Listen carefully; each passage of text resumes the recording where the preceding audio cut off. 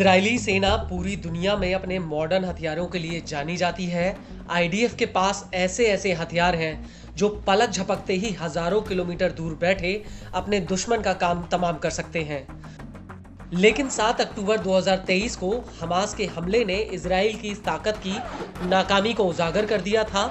Hamas के हमले के बाद इजरायली सेना ने पूरी ताकत से गाजा पर हमला कर दिया और देखते ही देखते सैकड़ों टैंक गाजा के अलग अलग हिस्सों में घूमने लगे थे और धीरे धीरे समूचा गाजा इन टैंकों की बमबारी से खंडर में तब्दील हो गया।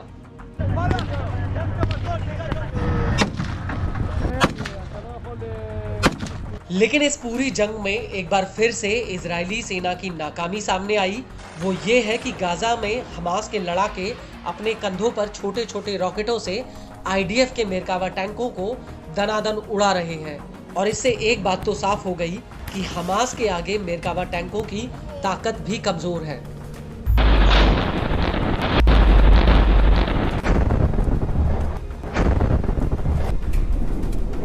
और इसी वजह से इजरायली सेना ने गाजा में अपना एक ऐसा टैंक उतारा था जिसका उसने युद्ध शुरू होने के बाद से अभी तक इस्तेमाल नहीं किया था। दरअसल इजराइल ने गाजा में मेरकावा 4 बराक मेन बैटल टैंक यानी एमबीटी को उतारा था।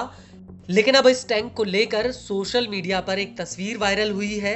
एक ट्विटर अकाउंट से इस तस्वीर को शेयर किया गया है जिसमें इस टैंक को क्षतिग्रस्त दिखाया गया है और यह दावा किया गया है कि यह टैंक आईडीएफ का एमबीटी टैंक है और हमास के साथ युद्ध में इसे इतना नुकसान हुआ कि अब इसकी दोबारा मरम्मत तक नहीं की जा सकती।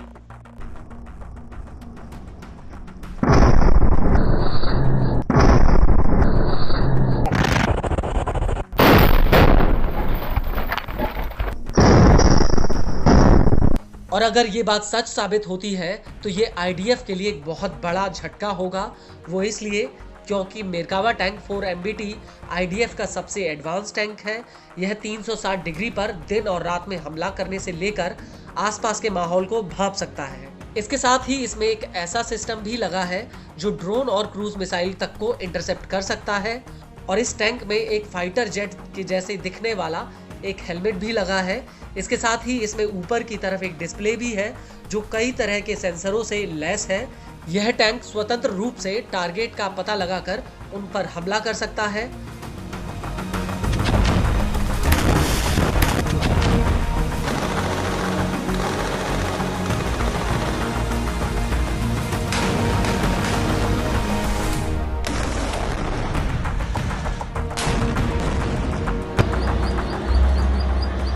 और हाल ही में आईडीएफ ने इस टैंक की एक फोटो को ट्वीट करके कहा था कि ये टैंक एआई और वीआर ट्रेनिंग ऑप्शन से भी लैस है। हालांकि अब गाजा में इस टैंक के क्षतिग्रस्त होने के दावे पर आईडीएफ ने कोई प्रतिक्रिया नहीं दी। लेकिन इस टैंक की फोटो सोशल मीडिया पर सामने आने से कई तरह के सवाल उठ गए हैं।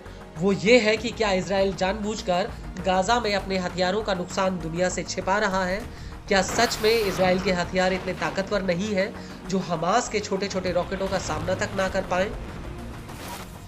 हालांकि इन सवालों के बीच एक बात तो सच है कि बीते कई मौकों पर गाजा में नुकसान को लेकर इजराइल के दावों की हकीकत कई बार सामने आ चुकी है।